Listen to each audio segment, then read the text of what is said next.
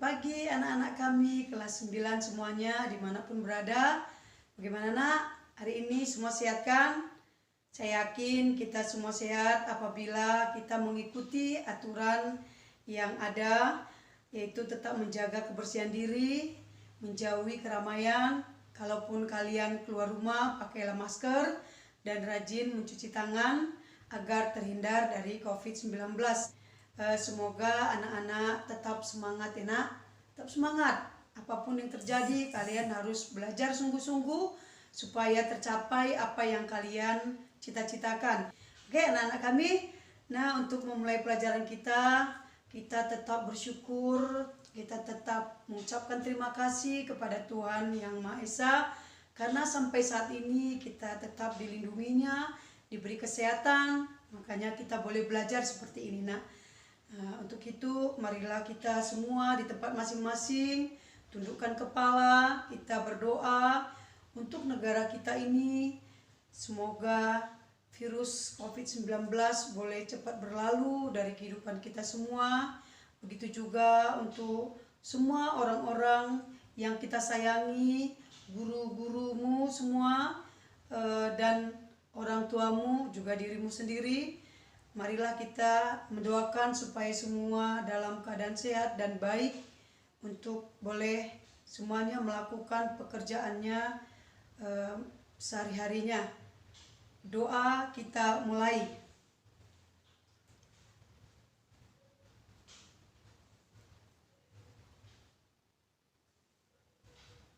Doa selesai.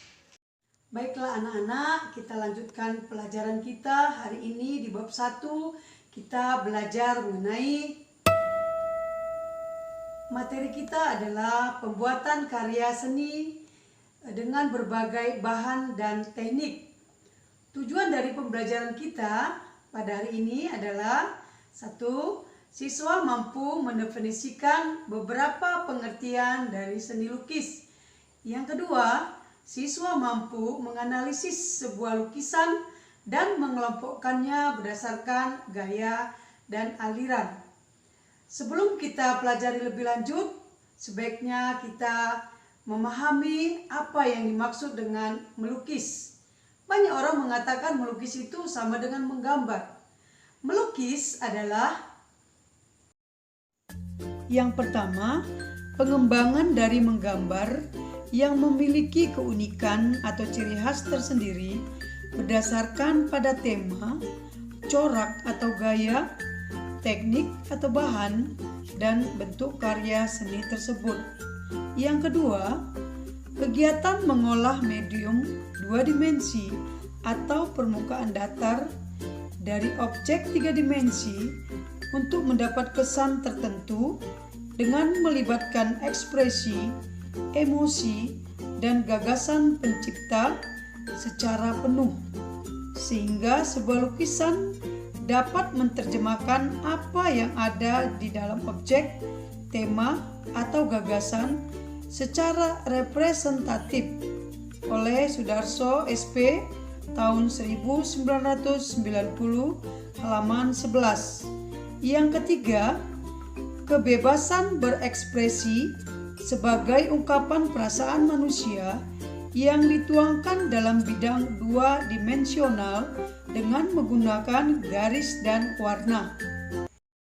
Setelah memahami berbagai pengertian dari seni lukis, silakan anak-anak kami mengambil pulpennya dan mengerjakan tugas yang pertama ini. Tulis ya nak, nomor 1. Apa pendapatmu mengenai seni lukis? Karya seni lukis ada beberapa tujuan yang dapat dicapai, antara lain 1.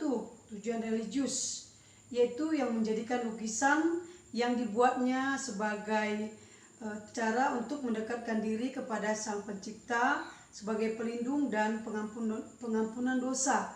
Ini bisa kita lihat nak dari lukisan-lukisan yang bersifat keagamaan.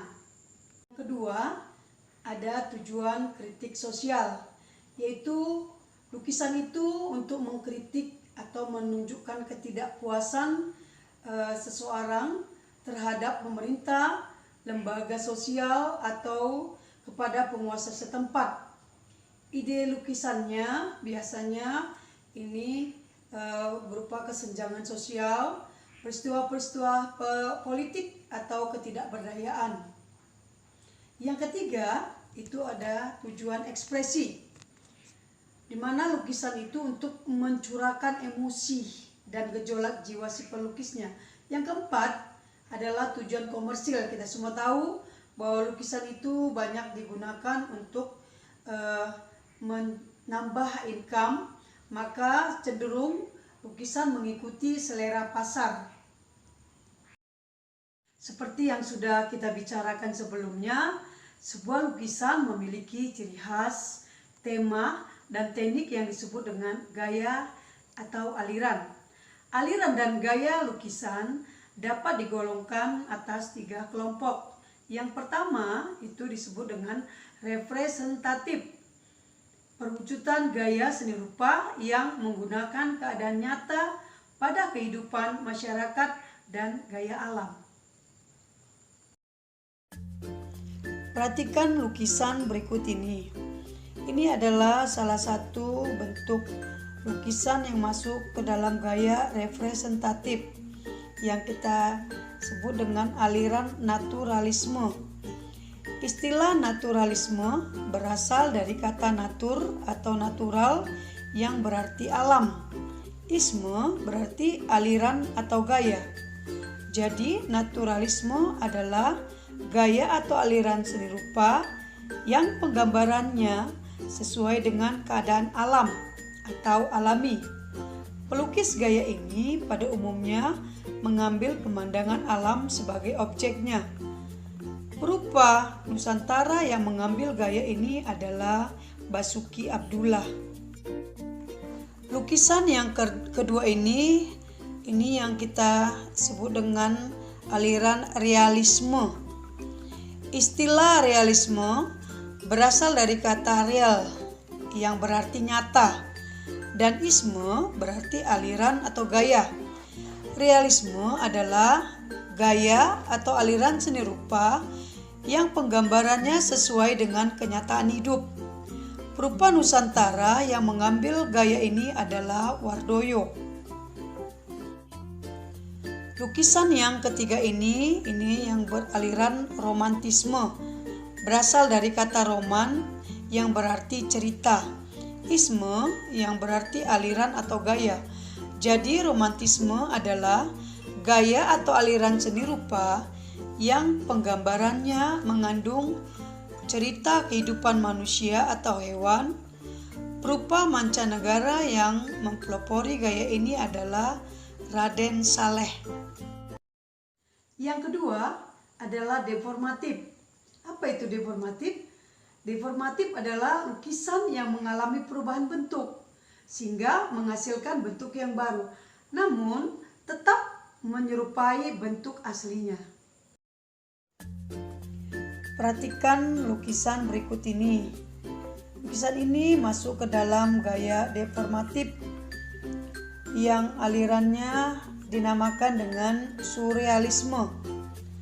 Istilah surrealisme berasal dari kata sur yang berarti melebih-lebihkan, kata real yang berarti nyata, dan isme berarti aliran atau gaya. Jadi surrealisme adalah seni rupa yang melebih-lebihkan kenyataan, bahkan ada yang menyebutnya otomatisme psikis yang murni.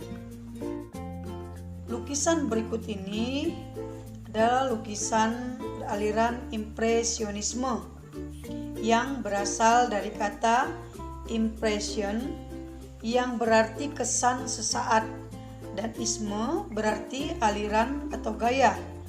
Impresionisme adalah gaya atau aliran seni rupa yang penggambarannya sesuai dengan kesan objek tersebut dilukis. Berupa Nusantara yang mengambil gaya ini adalah S. Sujoyono. Lukisan yang ketiga ini beraliran ekspresionisme. Berasal dari kata expression yang berarti ungkapan jiwa yang spontan, dan isme berarti aliran atau gaya Jadi, ekspresionisme adalah aliran atau gaya seni rupa yang penggambarannya sesuai dengan keadaan jiwa perupanya yang spontan pada saat melihat objek. Perupa Nusantara yang mengambil gaya ini adalah Affandi. Lukisan yang keempat ini beraliran kubisme. Berasal dari kata kubus yang berarti bidang atau bentuk persegi empat, dan isme berarti aliran atau gaya. Kubisme adalah aliran atau gaya seni rupa yang penggambarannya berupa bidang persegi empat atau bentuk dasarnya kubus. Perupa Nusantara yang menggunakan gaya ini adalah Fajar Siddiq. Ketiga adalah gaya non-representatif atau abstrak, mengandung pengertian yang sukar dimengerti, yaitu suatu gaya yang lebih sederhana, bahkan bentuknya sama sekali meninggalkan bentuk alam. Lukisan ini adalah salah satu contoh lukisan yang beraliran non-representatif. Rupanya adalah Amri Yahya. Bagaimana anak-anak? Sudah bisa memahaminya? Kalau sudah bisa kita memahaminya, tujuan dari berkarya seni lukis, gaya atau aliran, maka kalian kerjakan tugas sebagai berikut.